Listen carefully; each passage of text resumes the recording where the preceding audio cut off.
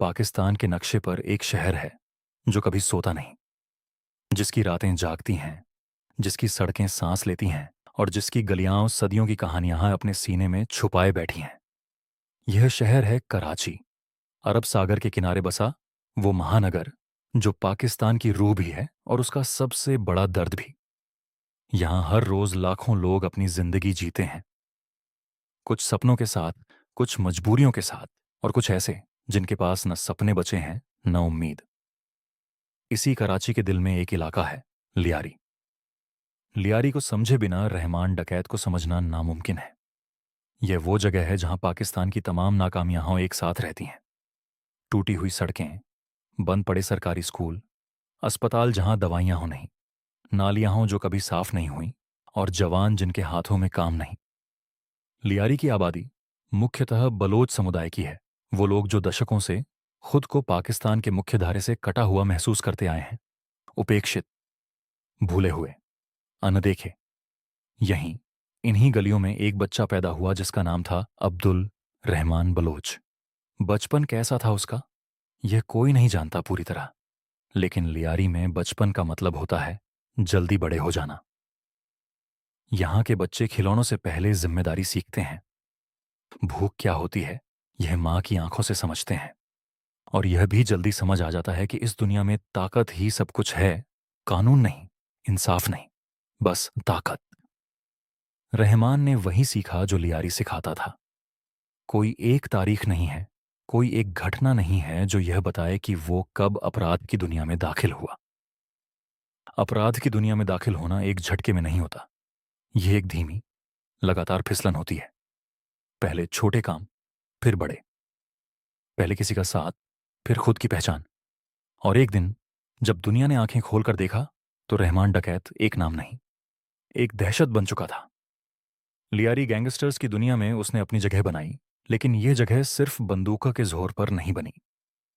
रहमान डकैत की सबसे बड़ी ताकत उसकी क्रूरता नहीं थी, उसकी सबसे बड़ी ताकत थी उसकी समझ। वो जानता था कि लोगों को कैसे अपना बनाया जाता है। वो जानता था कि डर और वफादारी में फर्क होता है, और वफादारी ज्यादा टिकाऊ होती है।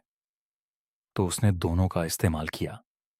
एक तरफ उसके गिरोह का खौफ था, अपहरण होते थे, फिरौतियां मांगी जाती थीं।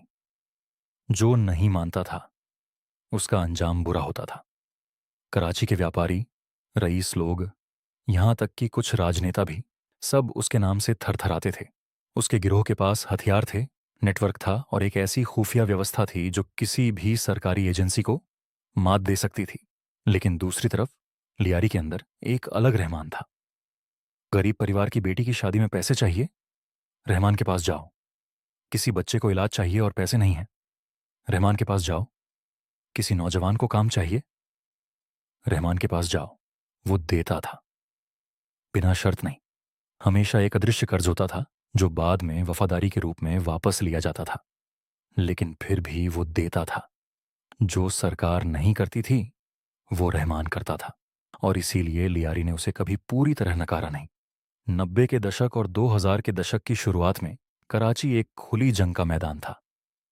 एमक्यूएम और पीपीपी की खूनी दुश्मनी, एथनिक वायलेंस, ड्रग ट्रेड और अंतर्राष्ट्रीय दबाव, इन सब के बीच लियारी एक अलग ही ब्रह्मांड था। और इस ब्रह्मांड का केंद्र था रहमान डकैत। उसका नाम ऐसे लिया जाता था जैसे किसी अदृश्य शक्ति का नाम लिया जाता है, आधे डर से, आधे सम्मान से। राजनेता उससे मिलते थे, चुनावी मौसम में उसकी मदद मांगी जाती थी। उसके इलाके में वोट कैसे पड़ेंगे, यह वो तय करता था। सरकारी ठेके किसे मिलेंगे, इसमें भी उसकी राय होती थी।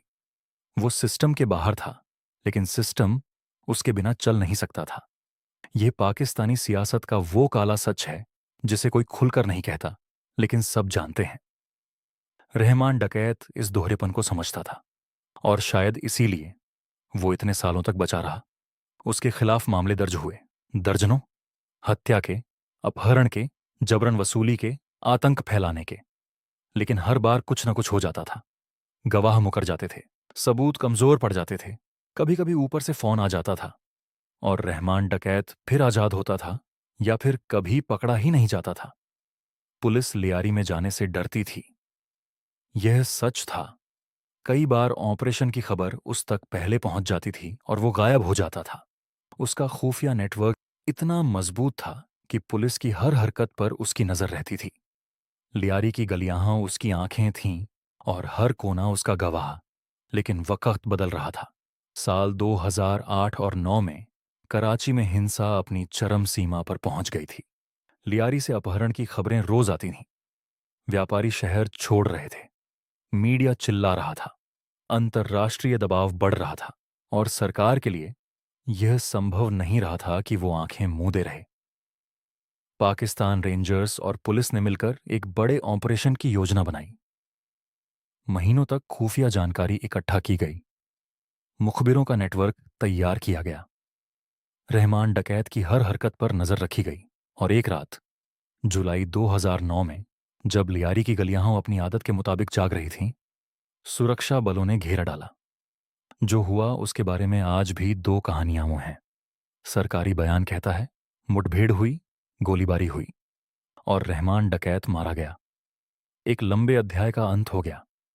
लेकिन लियारी की गलियां कुछ और कहती हैं। कुछ लोगों का कहना है कि उसे पकड़कर मारा गया, कि यह मुठभेड़ नहीं, एक फैसला था। कुछ का मानना है कि वो सरेंडर करना चाहता था, लेकिन उसे मौका नहीं दिया गया।